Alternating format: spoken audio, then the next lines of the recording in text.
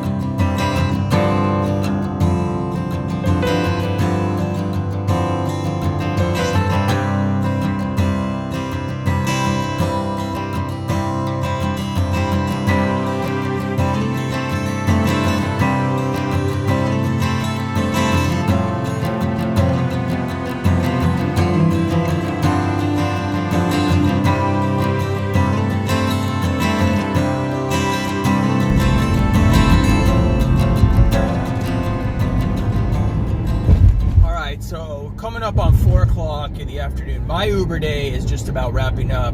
I was just down there on the strip, dropping off my last passenger of the day, heading back home, and I was just sitting here in traffic thinking, man, this sucks. I'm sitting here in this traffic. I gotta go home. But then I was like, okay, what would I be doing right now if I hadn't quit my job? When was it even that I quit my job? I don't even know. You guys probably know. I don't know. It was well over a year. Maybe it was 2 years ago. Year and a half ago. Maybe. What would I be doing right now if I hadn't quit my job? I know exactly what I would be doing. If I was still at the same job, I'd be sitting in the cubicle. I literally was in the cubicle. I would be staring at my clock saying, oh God, it's 4. It's not even 4 o'clock yet. It's about 5 till 4.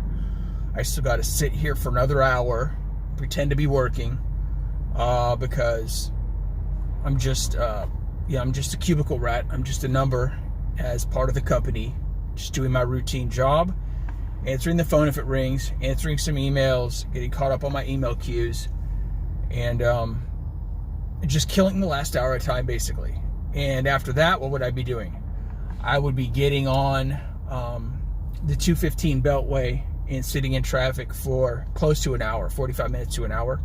I'd be getting home right before 6 o'clock. Heavy traffic. It's already getting heavy, but it would be heavy traffic trying to head that way at 5 o'clock. I know because I did it every day for a year out here, okay? I'd be miserable all the way home. What would I do? So I would get home and eat some dinner, plop on the couch, drink some wine, and I'd be exhausted, mentally exhausted more than anything. But it does take a toll on you just sitting in a cubicle all day. It does. It physically, mentally tires you, man. You just get out of there. Do you want to go home and work on your side hustle? Work on your side business? Hell no.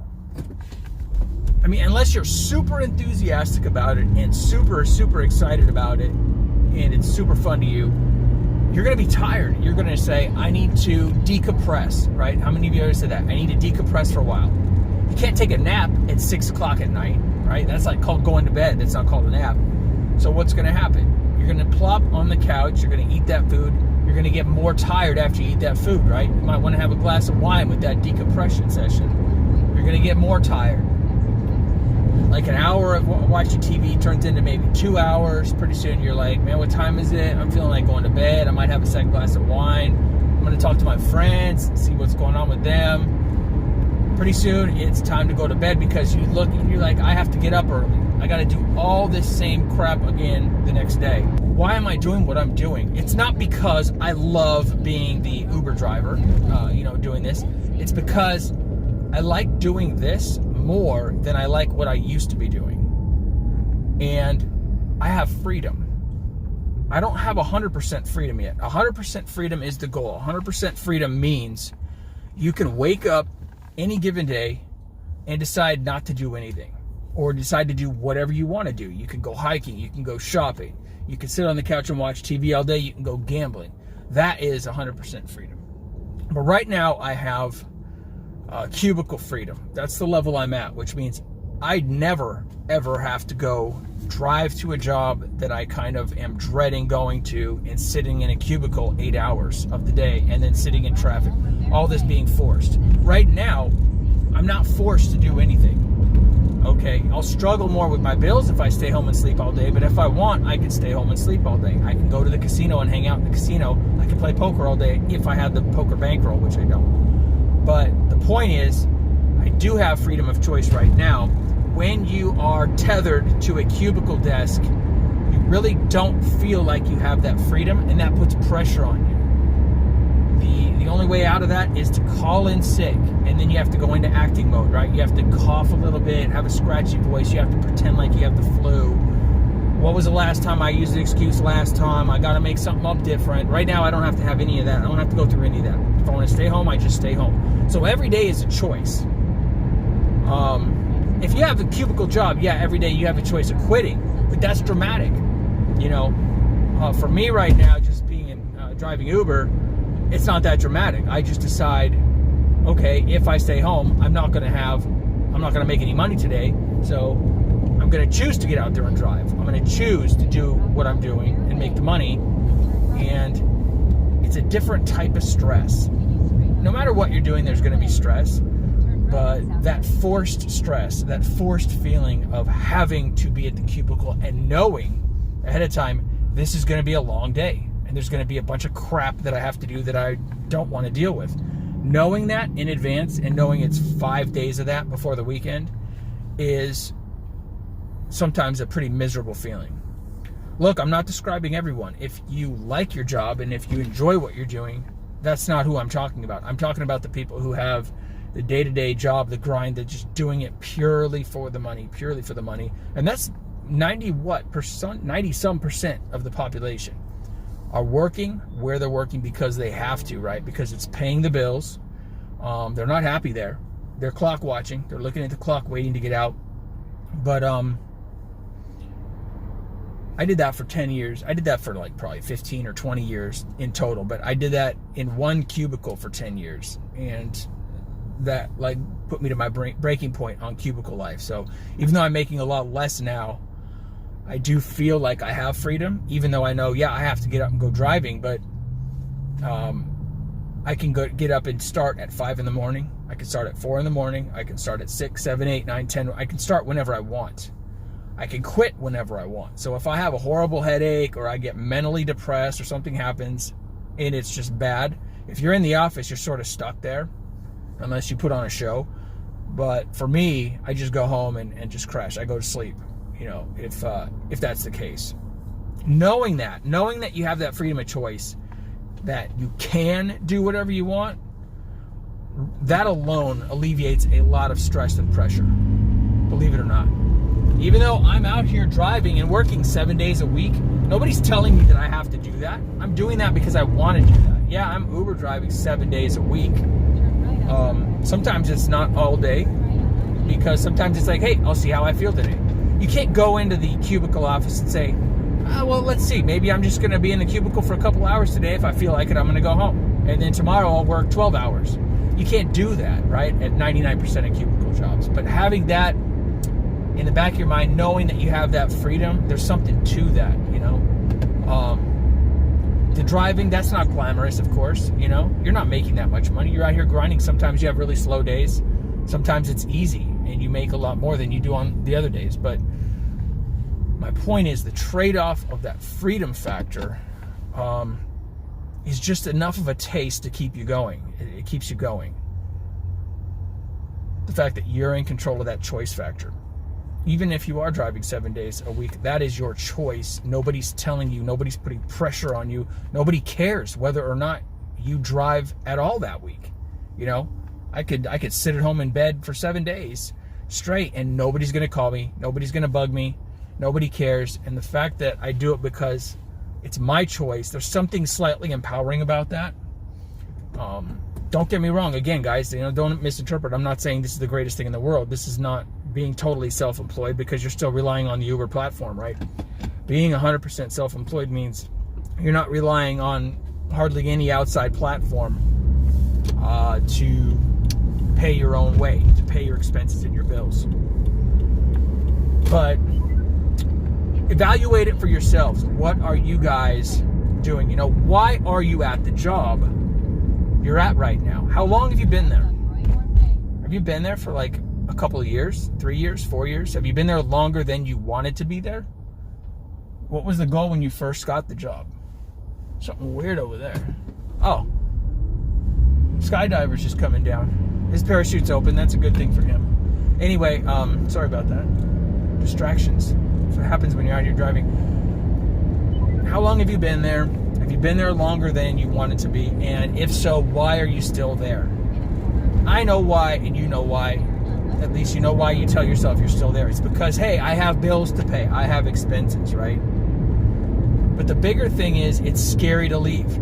It's scary to start something new. We get stuck in our own ways. We get set in our own ways. We get into a comfort zone, right? The thing is, never get too comfortable. I did it. I'm not saying that I know the secret. I'm just saying that if you get too comfortable where you are, a couple of years turns into 5, and 5 turns into 10, and you're doing something, especially if you're doing something that you don't absolutely enjoy. I'm not saying if you like gambling, you're going to be able to do professional gambling automatically, but I'm saying don't do something you hate just to pay the bills. What you got to do is look at ways to come up with a master plan. What's the 3-year plan? What's the 2-year? What's the 3-year? What's the 5-year plan? What's the 10-year plan? You really, really have to stop and think about that. Are you going to be doing the same thing in 5 or 10 years? And if you are, and if you're cool with that, then that's good. If you like that, if you like where you're at, and you're just, you're gradually climbing, and you're saving some money, and you're covering your bills well, and everything's comfortable, everybody's happy, that's a good thing, But if you're in there and it's a grind and it's miserable to you, you got to start working on a plan. It's got to be something. You don't have to just quit tomorrow. Even just working on that plan is going to give you some relief of stress, knowing, hey, look, I'm working on a plan. I'm going to get out of here in a few years. Whether it's 2 years or 5 years, even if it's 5 years, if you have a plan that you're working on, it's going to feel a lot better than having no plan and just going in there and being miserable and feeling like you're completely stuck. But there's a way out. You've got to have a way out. I think, to me personally, it comes down to expenses. It's not how much you're making, but it's controlling what your expenses are and stopping using the credit cards. And I'm the first one that is guilty. Guilty number one. My first thing is, as soon as this car is paid off, is credit cards. Credit cards have to be paid down to 0. Paying back personal loans. All that has to be paid back to 0. I have debt. I have people to pay back. I'm not going to buy another car until 100% of my debt is paid back to 0. Or I'm making payments on that are making headway against those debts. You got to be debt free. If you're not debt free and you're not making a dent in those debts, man, it's hard to climb out. It's hard to get anywhere from there. But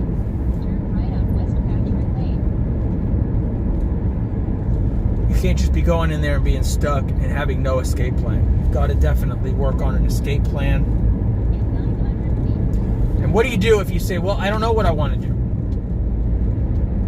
I hate my job, but I don't know what I want to do. I don't know what I like doing.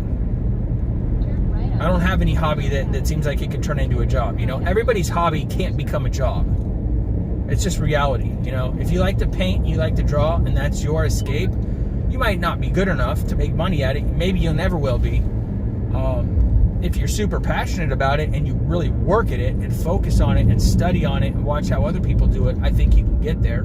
I think people can make money out of a lot of their dreams and hobbies and things that they enjoy doing, but not everyone. But if that's not the case, if you don't think you can make money on just something you absolutely love, like your hobby, if you like to surf, maybe you're not going to be a professional surfer, right? But in that case, start reverse engineering it. Okay, I hate this job. What are the jobs that I don't hate? What would be something that I don't hate? Or also, where's my dream destination? Where would I love to live as choice number one if my job didn't matter? Where would I, I've tried to put myself to this, and there's like somewhere between 3 and 5 of them where I want to end up ultimately. And you've got to look at your whole life and say, look, where do I want to be? Where's my end game? Where's my target zone? Where do I want to, I'm starting to think that way. I'm not getting any younger. I was trying to say, look, do I want to live in Vegas the rest of my life? Probably not. I mean, I like poker. I love poker. I love gambling and all that stuff, but there's other cities with casinos. And if it's a World Series of Poker, I can always fly out here for the World Series of Poker once a year. That's in the summertime. That's the biggest thing, is I love the poker tournaments. But where is your dreamland? Put it in the comments down below. Tell me, because maybe you guys will spark an idea for me. Where do you guys think you would want to live? We're talking the whole planet, all of Earth. Where would you choose? And but right now I feel like it's a little bit too much of a grind, but I do see why I've continued to grind on Uber for so long. So like I said, it's the freedom factor. I'm not saving up money though, but I am working on a couple of other side hustles. Those are going to be the things that I'm going to try to bank on and really focus on and spend a lot of time on.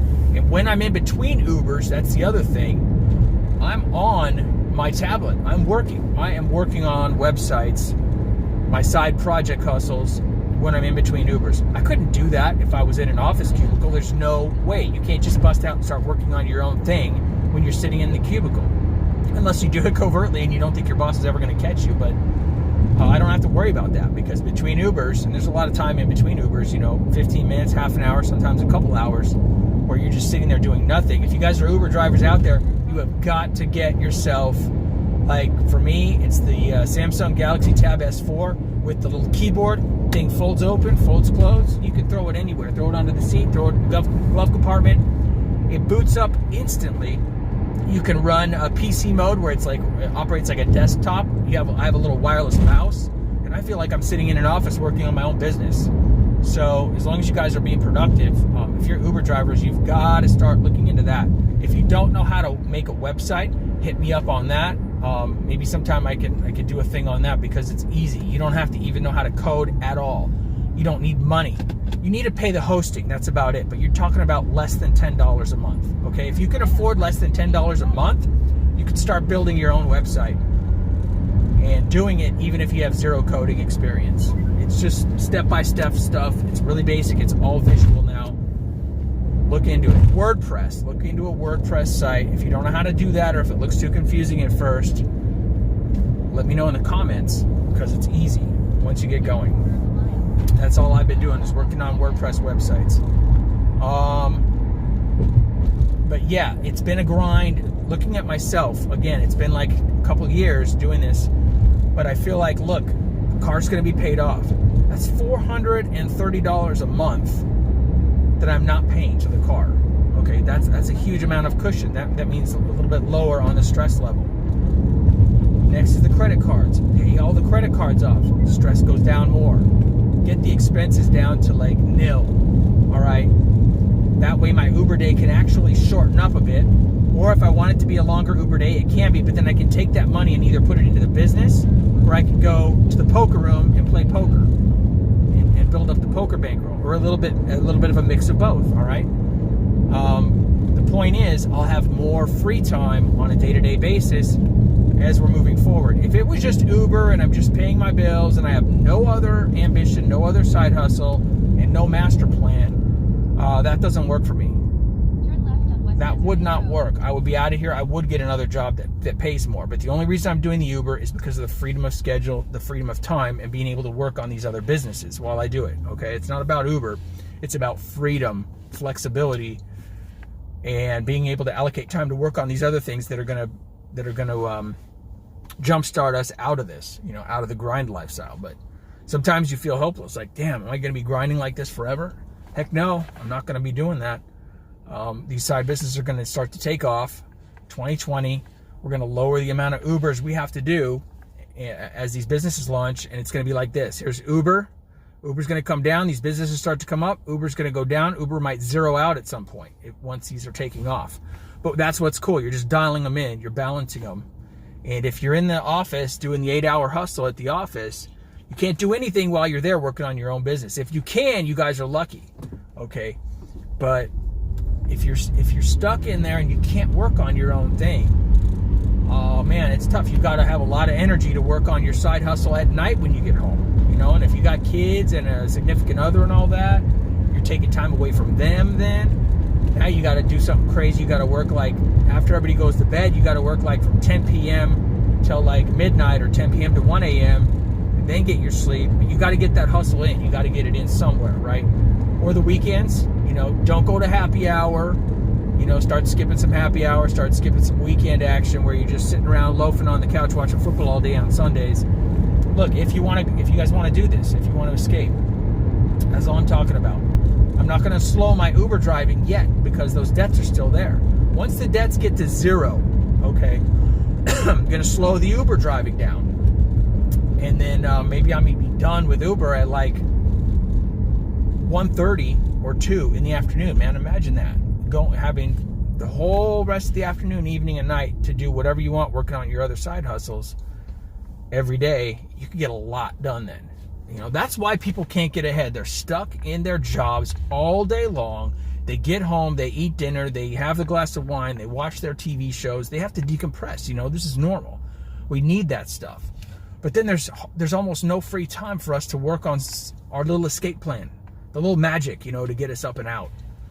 And that's what we need. If we don't work on that, we're never getting out. You know, we're stuck. We're stuck there forever. 40 years and then you retire and then, you know, you're 65, 70 on Social Security, and that's like the huge part of the country. You know, you got to have time to work on that magic. That's what I call it, you know. Hope there's a little bit of inspiration in there somewhere, because there is for me. I mean, it's not about being an Uber driver forever.